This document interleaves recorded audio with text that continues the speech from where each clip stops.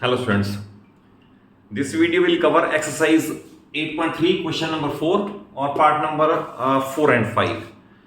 और इस क्वेश्चन में पहले पार्ट में एनसीईआरटी ने प्रेस्क्राइब किया है कि solve LHS and RHS separately. अब मैं उस मेथड से भी करके बता दूंगा, बट कोशिश आप ये किया करो कि विदाउट टचिंग आरएचएस आप एलएचएस से आरएचएस तक पहुंच के दिखाओ, that is a better way. Otherwise CBSE ने और एनसीईआरटी ने प्रेस्क्राइब कर रखा है, अगर क्वेश्चन कोई माइंड में हिट नहीं करता वे आउट, तो फिर देन दोनों साइड भी साइमल्टेनियसली सॉल्व की जा सकती है। बट मैं इस क्वेश्चन को दोनों मेथड से करके बता दूंगा, और इन पर्टिकुलर ये क्वेश्चन बहुत इंपॉर्टेंट है, वॉच इट थॉरली और इसके नोट्स प्रिपेयर कर लेना। ये क्वेश्चन आपके स्कूल के टेस्ट में, प्री बोर्ड में और एनुअल में, बोर्ड एग्जामिनेशन में जरूर आ सकता है। देखिए इस क्वेश्चन में अगर हमने सपोज आरएचएस टच ना करनी हो तो मैं बताता हूं कैसे कर सकते हैं, देन आपको सेकंड मेथड बताऊंगा। तो we start with LHS. LHS है ये, तो कॉमन डिनोमिनेटर से ये इसके अपॉन भी लिख सकते हैं और ये इसके अपॉन भी लिख सकते हैं। तो I will write 1 upon sec a plus sec a upon sec a, दोनों के अपॉन आ गया फर्स्ट स्टेप में। It can further be written as, ये पहला स्टेप है, further be written as 1 upon sec is called cos a, और sec ए से सेक ए कैंसिलेशन करके ये, और it can be written as 1 plus cos a. यहां तक पहुंच गए 1 प्लस कॉस ए। अब अगर राइट हैंड साइड को देखो तो राइट हैंड साइड में डिनोमिनेटर में चाहिए 1 माइनस कॉस ए।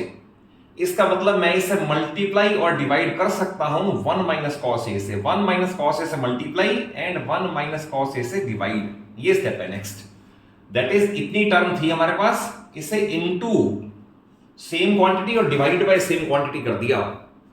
तो इस क्वेश्चन में अब ये, अगर सपोज ये क्वांटिटी ए है और ये क्वांटिटी बी है, तो it is a plus b into a minus b, that is a square minus b square, और 1 square minus cos square a, ये हो गया a square minus b square.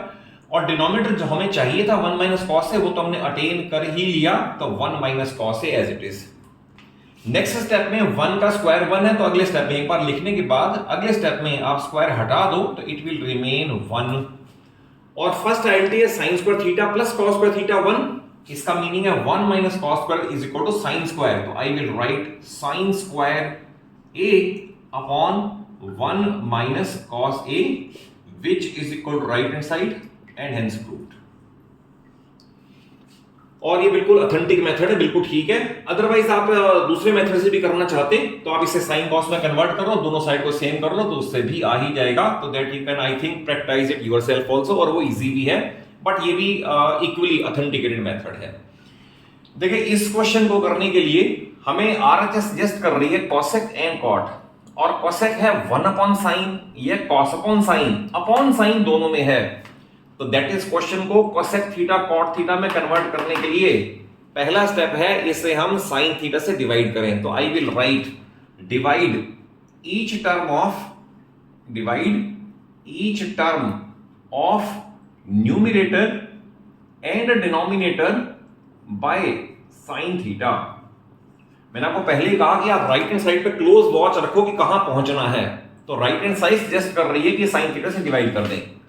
तो देखिए मैं लिखूंगा cos theta upon sine theta, तो it will become cot theta minus sine theta upon sine theta 1 plus 1 upon sine theta cosec theta. हो गया ना कन्वर्ट, और ऐसे ही डिनोमिनेटर भी कन्वर्ट हो जाएगा।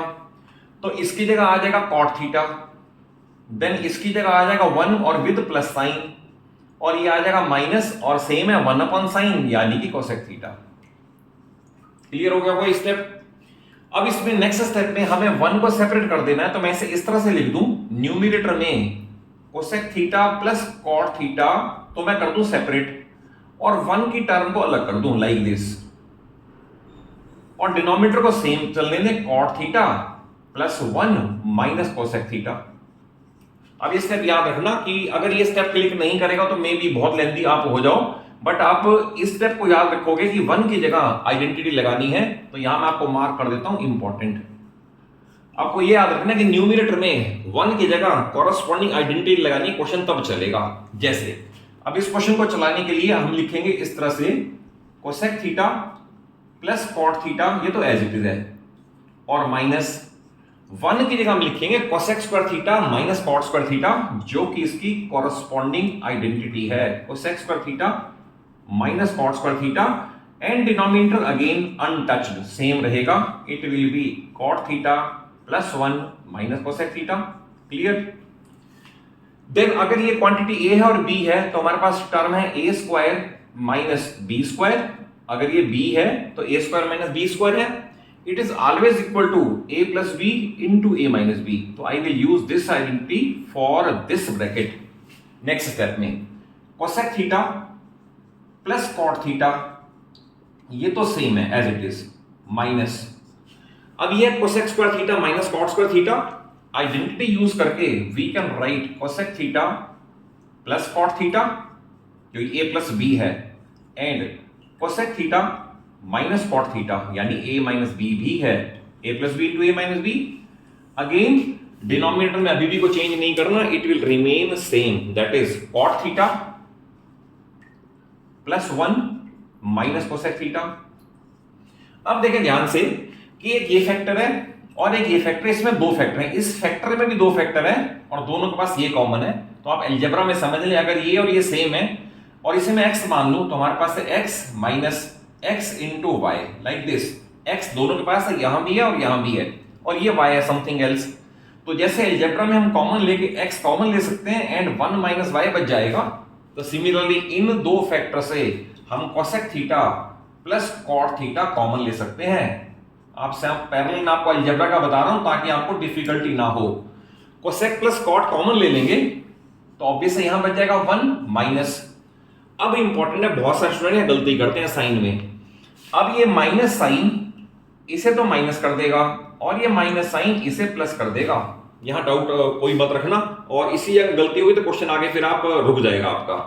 तो ये बन जाएगा कोसेक थीटा और ये प्लस हो जाएगा कॉट थीटा। और अगर आप फिर डिनोमिनेटर को ध्यान से देखो तो डिनोमिनेटर में भी वही टर्म मिलेंगे सेम, सिर्फ आपको रीअरेंज करना है। हमारे पास है कोसेक माइनस का और 1 प्लस का, तो 1 तो प्लस का और कोसेक माइनस का, एंड कॉट प्लस का तो कॉट प्लस का, यानी मैंने पूरी ब्रैकेट लिखी है, सिर्फ टर्म्स को रीअरेंज किया है।